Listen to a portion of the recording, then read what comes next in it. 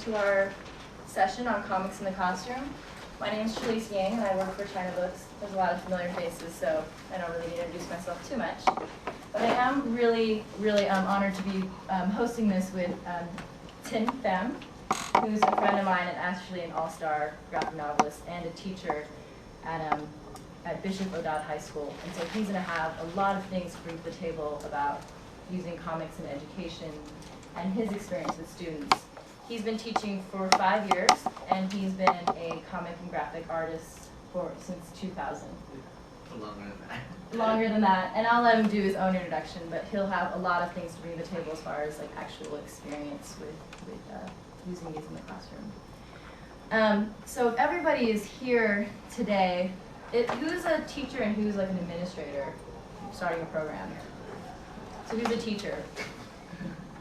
So everybody's a teacher, and who's like doesn't speak Chinese but is interested in starting a program? So that's okay, we're going to be speaking in English, and we're actually going to do, if there's some time, we're actually going to do an exercise in here on one of the comic exercises, and if you don't speak Chinese, then I would find a little partner who's a Chinese teacher here, but there's actually, most people in here are Chinese teachers, so you'll probably make any friends or something. So basically today what we're going to talk about is, Tim's going to talk about why comics are so great in education. And then I'm going to talk about why comics are great in education, specifically for Chinese. And I'm going to talk about some specific examples that teachers have used and some exercises. And then we'll go talk about other resources that are available. So with that said, I'm going to hand the floor off to Tim. Hi. Okay, I'm so glad we're not speaking Chinese because I don't speak Chinese. That's great. So my name is Pham. So I'm just gonna give you some credentials, just so you know. Like I'm an art teacher. So when I start every class every year, like the first thing I do is I draw a really nice picture on the board, because that way kids are like, oh, okay, he knows what he's doing. So I guess I have to listen to him. So this is my version of drawing a nice picture for you guys. I'm gonna give you some credentials here. So I've been teaching for 5 years at Bishop O'Dowd. I teach art. I teach computer arts.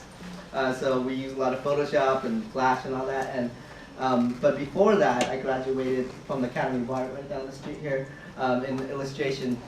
And after that, I started publishing my own little comics. So all of us started making comics, like these little hand-stapled comics. That we never think anybody's going to read. We sell it to the same people. It's sort of like one of these conventions, the same 400 people will go to all the shows, and we just trade them. And then all of a sudden, this past couple of years, just the graphic novel industry just blew up. Gene's American Born Chinese, which we hand copied and stapled for all these conventions, all of a sudden gets nominated for a book award. Everybody's getting book deals. Chinabooks are carrying comics. All of a sudden, graphic novels are just everywhere. And all of us that were stapling these books, making nothing out of them, all of a sudden getting all these crazy deals that we never thought about. So I've been doing it for a while, but the things I'm having coming up is I'm doing a graphic novel with Ying, who did American Born Chinese. I'm illustrating the next graphic novel for him called 4 Angels. It's going to be coming out from 1/2. I'm also have another graphic novel coming out in 2009. It's about sumo wrestling. It's coming out from Sparkplug Comics. And also I do a daily comic strip, or not daily, I'm sorry, a weekly comic strip in the East Bay newspapers, Contra Costa Times, Oakland Tribune, and it's about eating. So they pay me to actually review restaurants in comic form. So I have a lot of experience doing comics. I have a lot of experience doing, not that much, but I have a lot. I've been experienced as a teacher, and it was just common sense just to put those two together, because I feel so passionately about both of them. I love teaching, and I love drawing comics, and so it's nice to put them all together. So what I want to talk to you guys today about is why comics are great for education and should be used more for education. Okay, so but next slide. Okay, so benefits of doing comic projects. Whoa. Okay, So every year we get these people that come to our school. We pay them a lot of money. I don't know, tons of money, and they come and they say things like this. They say, "Engage me or enrage me." And basically, this year, that's what the people said. They said, "Engage me, enrage me." But basically, all that means is you got to keep kids interested. I don't know why we pay them so much money to tell us that if we keep kids interested, they'll learn better. You know? So basically, how are we going to keep kids interested so that they can better learn whatever we're trying to teach them? So comics, I feel, is an excellent way to keep kids interested in what we're teaching. Almost like fooling them into learning, you know? Almost like, oh, we're having fun. Oh my gosh, we're also learning. So it's a great way because comics is normally known as an entertainment medium. Kids read comics all the time for fun. They, especially now with manga and all these resurgence of comics coming up, kids read it for entertainment. So when they are presented classwork where it's comics or the reading of comics, it almost makes them feel like, hey, I'm doing something fun, but actually we're making them learn. Okay? So also, comics is great for learning differences. That's the buzzword from the year before, was learning differences. Everyone learns in a different way. Okay, so that's what they told us. Some are auditory learners, some learn by reading, some learn by looking at are more visual. Comics is all that. Comics is auditory, it's a synthesis, it's visual. So you get all these things that any kid that has a different learning way of learning can learn just using comics. Okay, so comic is visual. Can you click it again?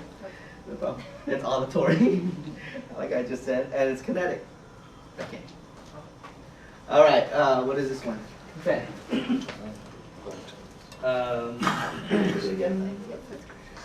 Okay. So, but the neatest thing about doing comics in the classroom, the actual, the greatest things about comics in the classroom, is the actual inherent elements of comics. The elements of the comics is what makes comics a perfect tool for the classroom. Comics are sequential. Okay, so meaning comics have has its own timeline. Every panel is read in order. Okay, so comics is a great tool for things such as history, science, and that tells a process or a timeline.